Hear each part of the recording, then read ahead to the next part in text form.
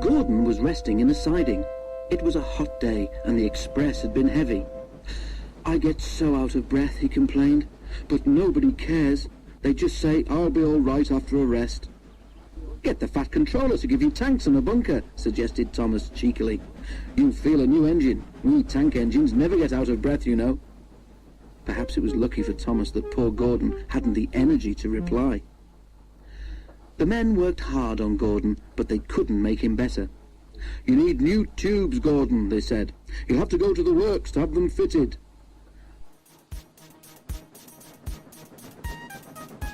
While Gordon was being mended, Henry pulled the express. But one morning, just before Gordon was due back, Henry was ill too. "We've no spare engine except Thomas," the inspector told the Fat Controller, "but he can't pull the train on his own." "Could Percy help?" asked the Fat Controller. The inspector shook his head. "The two of them with Duck might manage," he suggested. "It's only as far as the works. They're sure to have a spare engine there."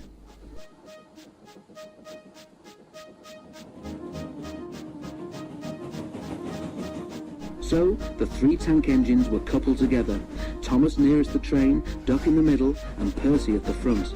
Then, slowly, they started. Come on, fussed Percy importantly. We're doing it, puffed Duck. Pull harder, grumbled Thomas to the others. The heavy train drew out of the platform. The engines couldn't go as fast as Gordon, but the passengers didn't mind. They knew that Percy, Thomas and Duck were doing their best. Expresses are not like branch line trains. They don't stop at all the stations, and the engines don't have a chance to get their breath back.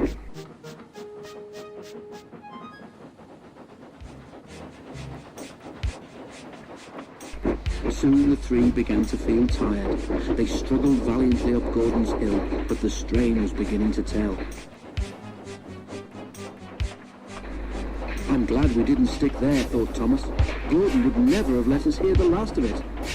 But the hill proved too much for Percy. His driver blew his whistle and stopped the train. "We can't take you off, Percy," said Thomas's driver. "Do the best you can to keep your brakes off. It's not far now." This made things harder for the other two, but they struggled gamely on, twin columns of steam shooting high into the air. We're nearly there, puffed Thomas and Duck together as they summoned a last brave effort. Poor Percy had no steam left to say anything. They were just passing the works when Duck found he could go no further. Thomas could not pull the heavy train on his own, and the cavalcade came to a standstill a few yards short of the station platform. And there, standing watching from the works siding, stood Gordon. The Fat Controller, who'd been on the train, told the three engines he was proud of them. "You did very well to get so far," he said, "and now you deserve a rest." Duck, Percy and Thomas were uncoupled, and a new engine took their place. As the tank engines moved wearily away, Gordon looked at Thomas and smiled.